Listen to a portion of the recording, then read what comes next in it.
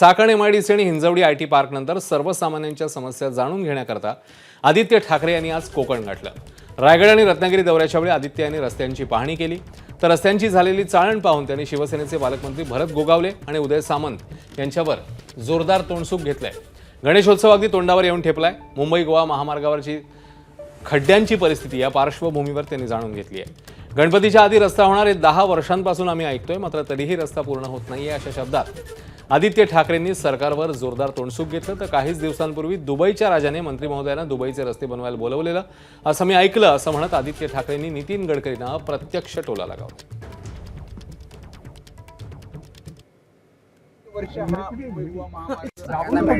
कंत्राटदार पळून जात असतील तर मग तुमच्या खात्याचा काय उपयोग आहे? आणि मुख्य गोष्ट हीच आहे की आपणच सांगताय ना की काय काय सांगून झाले, आता मी त्याच्यात जात सुद्धा नाही। पण दुबईच्या राजाने जर असं हे फुटेज बघितलं तर काय होईल माहिती नाही, पण स्पेस टेक्नॉलॉजी वापरली एवढे इन्फ्रास्ट्रक्चरची परिस्थिती एकदमच भयानक आहे। विजेचे दर असतील, विजेचा सप्लाय असेल, आणि आता येतानाच आपण पाहिलं जो खडतर रस्ता आहे, आल्या MIDC मध्ये आलोय की कुठच्या कन्स्ट्रक्शन साईटवर आलो हे कळत नाहीये। आणि असं जर परिस्थिती असेल तर जे उद्योजक सांगतात की आम्हाला इथून स्थलांतरित व्हायचं आहे, कुठच्या तोंडाने आम्ही त्यांना सांगायचं की इथून जाऊ नका? अर्थात सगळ्यांना आम्ही विनंती करत असतो की परिस्थिती बदलेल, काहीतरी चांगलं होईल, पण मला वाटतं जर उद्योग मंत्र्यांच्याच जिल्ह्यामध्ये पालकमंत्री जिथे आहेत ते अशी परिस्थिती असेल तर इतर महाराष्ट्रांनी काय अपेक्षा ठेवायच्या हा एक प्रश्न उपस्थित होतोच। लोटेवासियांचं भाग्य आहे की ते त्यांच्या राजकीय जीवनामध्ये पहिल्यांदा लोट्यामध्ये आले।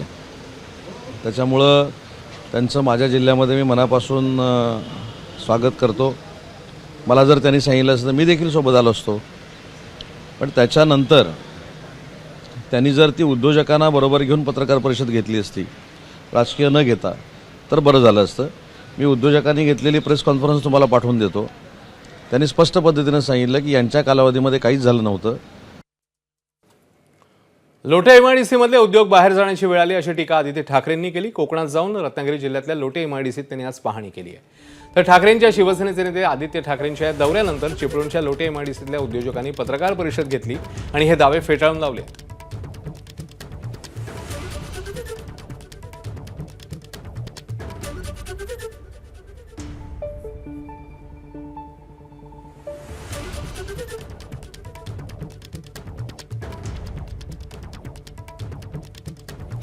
तर एकही उद्योग लोटे MIDCतनं बाहेर जाणार नाही असं उद्योजकांनी सांगितलेलं आहे। कोकणातल्या लोटे MIDCतले उद्योग बाहेर जायची वेळ आहे असं एकीकडे आदित्य ठाकरेंनी म्हटलं, तर त्यावेळी उद्योजकांनी मात्र हा दावा फेटाळलेला आहे।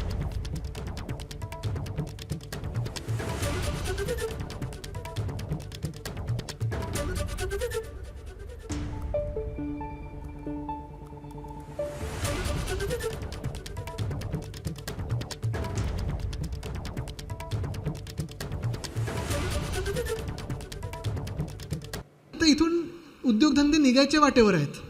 आमच्या सरकारमध्ये तेव्हा तसं नव्हतं, कोविडच्या काळात पण कोणी निघायला बघत नव्हतं। आमच्याकडे गुंतवणूक येत होती, 6.5 लाख कोटीची गुंतवणूक आम्ही एका वर्षात आणली होती।